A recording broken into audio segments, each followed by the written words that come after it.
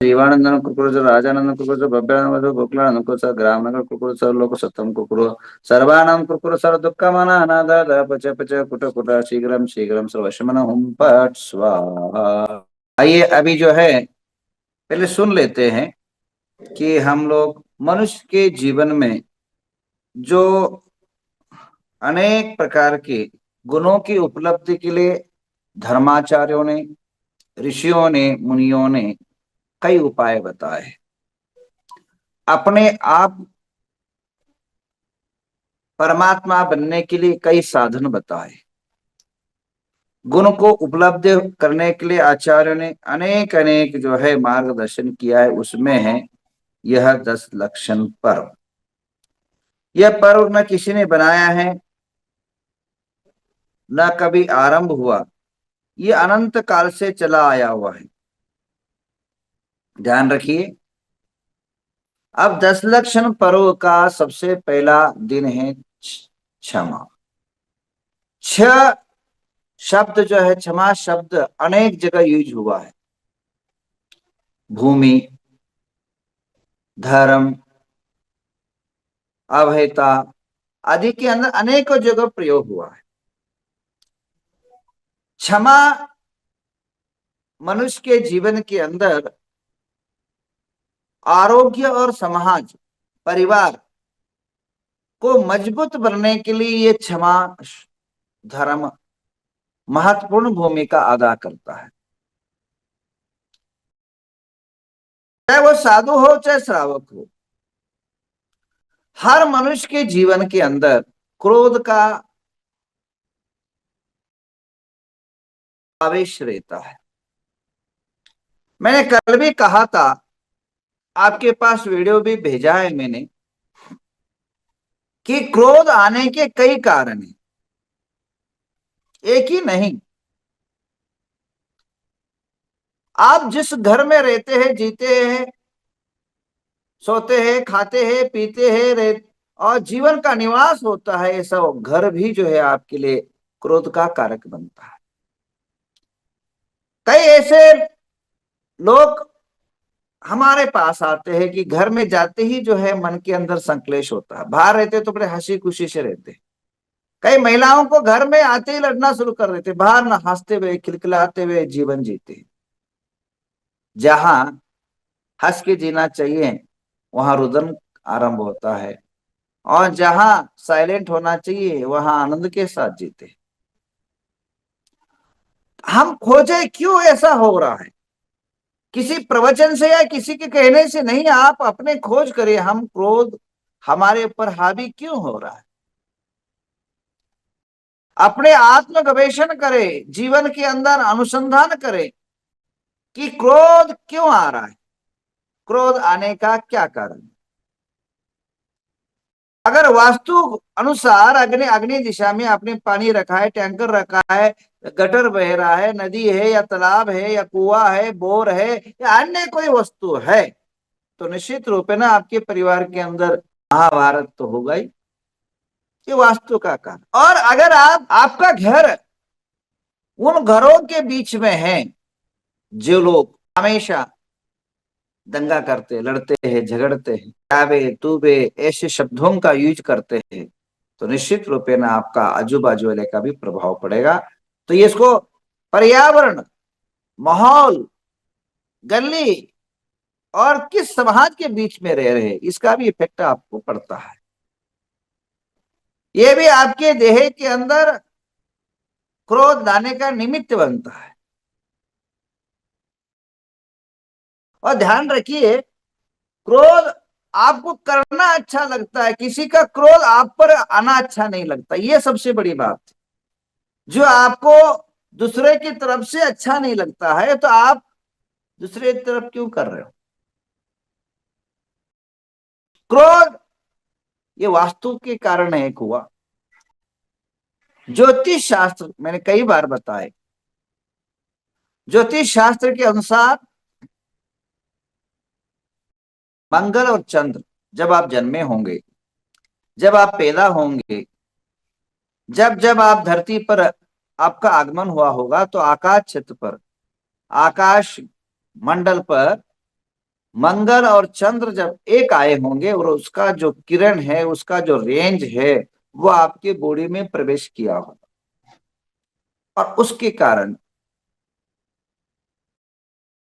आपका क्रोध हो सकता है।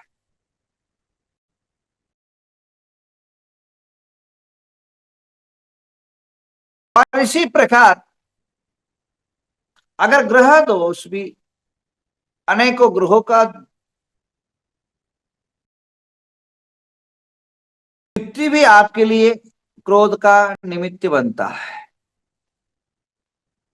मैं आयुर्वेदिक शास्त्र का अध्ययन किया, कल्याणकारक, भेषज रत्नावली आदि प्राचीन आयुर्वेदिक शास्त्रों को जब अध्ययन किया तब पता चला पित्त प्रकृति वाले, एसिडिटी जिनको ज्यादा होती है, वो क्रोध के शिकार होते हैं, क्योंकि वह एक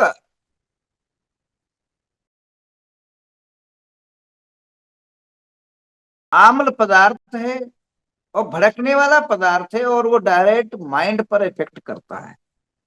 देखिए, जब भी आपको एसिडिटी होता है तो सिर भारी हो जाता है, सिर दर्द होने लग जाता है, वो सिर पर अटैक करता है, छाती और सिर को अटैक करता है। तो यह जो है पित्त प्रकृति वाले क्रोधी होते हैं। इसी प्रकार अगर क्रोध का दूसरा कारण ये भी है कि हमारा जो शरीर है वो बहुत वीक होना भी, शरीर बहुत कृश होना भी, यह भी जो है रोग का कारक है, क्रोध का कारक है। इसके अलावा जो शुगर पेशेंट है, जिनकी बीपी डाउन होती है या शुगर बढ़ता है या घटता है बहुत ज्यादा, वो भी क्रोध के शिकार होते हैं। क्योंकि बीपी अगर घटने लग जाए तो ब्लड, रक्त जो है दिमाग तक नहीं पहुंचता है, और जब रक्त दिमाग तक नहीं पहुंचता है तो दिमाग अनबैलेंस हो जाता है। अनबैलेंस होने के कारण आदमी को कोई बोला हुआ, कोई कहा हुआ चिड़चिड़ापन महसूस होता है। ये तमाम बातें हैं, और अंतरंग के अंदर प्रमुखता कर्म है। अनंतानंद क्रोध मान माया लोभ, ये जो कर्म भी है ये भी निमित्त अंदर जो है उपादान रूप से रहते हैं, बाह्य निमित्त ये सब है। तो हम अपने आप को आत्मचिंतन करें आज के दिन कि क्रोध किस दिन किस कारण से आया। जब क्रोध आता है तब तो पता पड़ता नहीं। क्रोध जब शांत हो जाए, क्रोध जब आपको, अपने आप को आप जब शमन कर दो, तब आप चिंतन करना कि आज मैंने क्रोध किया तो किस निमित्त से किया और क्यों हुआ, और अगले बार उस निमित्त को हटा देना यहां से, या निमित्त से दूर हो जाना। निश्चित रूप में ना धीरे धीरे बॉडी जो है कंट्रोल में आ जाएगा, क्रोध से मुक्त हो जाओ। अगर आपकी चिड़चिड़ापन हो रहा है तो समझिए बीपी डाउन हो रहा है, तो नॉर्मल से दवाई खा लीजिए, या आप जो भी उस समय आपकी शरीर मांगता है उसके अनुसार करिए। निश्चित रूप में ना आपका चिड़चिड़ापन दूर होगा। अगर मंगल ग्रह चंद्र ग्रह युक्ति है, उस ग्रह से अगर समस्या है तो भगवान चंद्र प्रभु की आराधना करना, जापी करना, सफेद वस्त्र पहनना, तो आपकी क्रोध जो है ऑटोमेटिकली धीरे धीरे खत्म होने लग जाएगा। वास्तु दोष के हिसाब से अगर आपके अग्नि दिशा में पानी है तो पानी हटा दीजिए, या फिर अग्नि दिशा के अंदर जो है एक धूप या दीप या अग्नि की, या आपका चूल्हा उधर कर लेना किचन का, ऑटोमेटिक जो है वह दोष मुक्ति होगी, और आपके परिवार में, घर में एक क्रोध मुक्त वातावरण होगा, शांति और आनंद का माहौल तैयार हो जाएगा। इसके अलावा अगर आप पित्त प्रकृति वाले हैं तो दो चीजें या तीन चीजें करें। सुबह उठते ही जो है नहा धोने के बाद सबसे पहला कोई खाए, तो पेड़ा यानी स्वीट, दूध का बना हुआ पेड़ा सबसे पहला खाए, या पपीता या मीठा फल पहला खाए। चाय बिल्कुल नहीं पिए, चाय को टच भी ना करें, चाय को देखे भी नहीं। निश्चित रूप में पित्त भग जाएगा, पित्त का शमन होगा, आपका क्रोध का भी शमन होगा। इसी के अलावा अगर आपके जीवन में शुगर है तो शुगर के तो कई उपाय हैं, तो उसको उपाय कर लीजिए। मैं शुगर का और कभी उपाय बताऊंगा, तो वह उसको उपाय कर लीजिए। इसके अलावा अगर आपके जीवन के अंदर अन्य ग्रहों से या माहौल से, वातावरण से आपको क्रोध आ रहा है, तो उन लोगों से मध्यस्थ, या तो घर बदलिए, अगर बदल नहीं सकते तो अपने आप को बदलिए, मौन हो जाइए, तटस्थ हो जाइए, उन लोगों से दूरी बनाए रख लीजिए। निश्चित रूप है ना, आप अपने क्रोध पर विजय प्राप्त कर लोगे। अन्यथा क्रोध नहीं करना चाहिए, क्रोध नहीं करना चाहिए। क्षमा, पूजा करने से कुछ होगा नहीं, ये पूजा एक निमित्त है। आप पूजा कर रहे हैं, वह पूजा एक निमित्त है उसको पाने के लिए। अगर हम उपाय ही कर लेंगे, हम अपने आप को ही बदल देंगे, तो सबसे बड़ा पूजा होगा। अगर अपने क्रोध से मुक्त हो जाओगे, क्रोध रहित हो जाओगे, आवेश रहित हो जाओगे, उससे बड़ा कोई पूजा नहीं होगा। 10 लक्षण का उससे बड़ा कोई आराधना नहीं होगा, कोई अनुष्ठान नहीं होगा। पर इस बात को भी ध्यान रखना है, क्रोध जब आ जाए, क्रोध जब आप पर हावी हो जाए, तब क्या करना है। पुराने जमाने में कथा पढ़ा था मैंने, छोटे जमाने में एक महिला को बहुत क्रोध आता था, बहुत क्रोध आता था। महाराज के पास पहुंची उपाय के लिए, और हाथ जोड़ कर कहा, महाराज मुझे क्रोध बहुत आता है, मैं जब भी क्रोध आता है मैं क्या कर बैठती हूँ मुझे पता नहीं। तो महाराज ने कहा, एक काम कर, मैं एक पुड़ी देता हूं मंत्रित करके, जब भी तुम्हें क्रोध हो जाए, आ जाए, पानी में डाल के मुंह में पकड़ लेना। जब तक झगड़ा रहेगा तब तक ना पानी को निगलना है, न थूकना है, मुंह में बना के रखना है। ठीक जैसे ही वो घर में गई, सास बोली, तू कहाँ गई थी, किधर घूम रही थी। शुरू हो गई सास बहू की लड़ाई।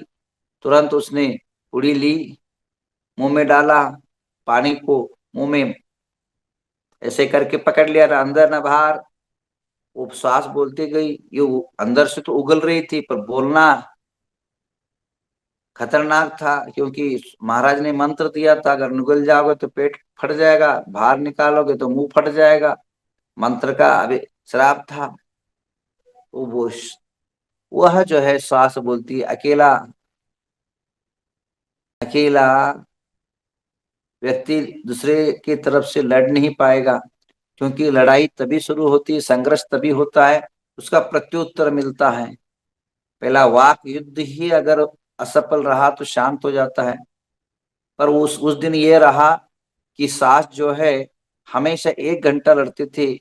आज वो पानी मुंह में होने के कारण, ये बहू न बोलने के कारण, दोनों का घर्षण न होने के कारण वो केवल आधा घंटा में निपट गई। तो फिर उसके बाद मुंह से थूका पानी, तो उसको लगा यार डेली 1 1 घंटा लड़ाई होता तो आधा घंटा हो गया। फिर दूसरा दिन 15 मिनट में आ गया, तीसरा दिन 10 मिनट में आ गया।